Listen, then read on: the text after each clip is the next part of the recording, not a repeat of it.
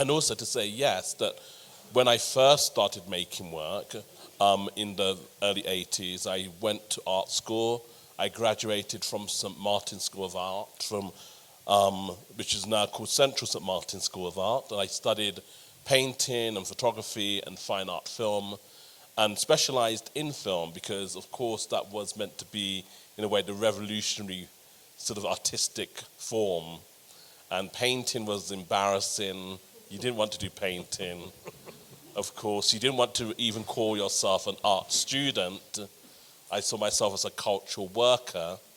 And basically, the idea of showing in a museum or in a gallery was very far away. I wanted to make works which would be shown to as wide an audience as possible. So making films, and at the same time realizing that the kind of films and works that I wanted to make were going to challenge audiences to a certain extent.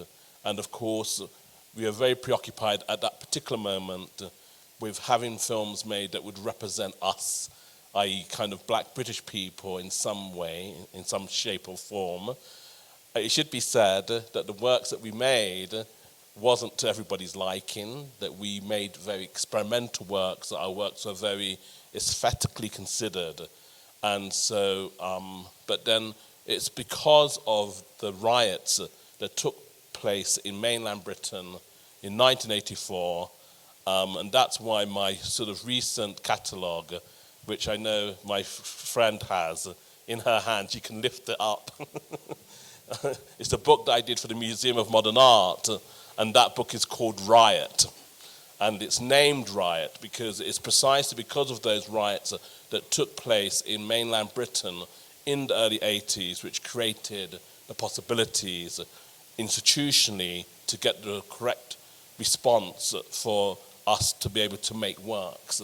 And it was really because of the fact that there were too few artists or filmmakers, that were kind of people of color making works in those spaces which demanded a kind of response. And so I very much come out of that response. And at the same time, I was very preoccupied by all the aesthetic and artistic debates of that particular moment. So I was very interested in psychoanalysis.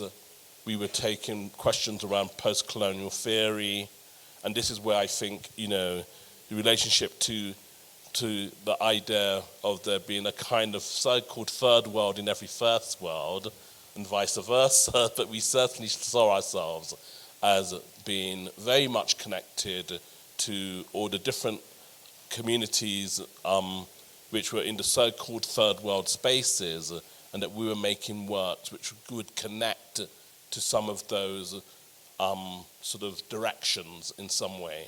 So I would say that my early work, some which we're going to show later on this afternoon, were the very first works that I made, and they were all made while I was an art school student, unbeknown to many of my professors. They would have never allowed me to have taken my camera to a riot or to a police demonstration.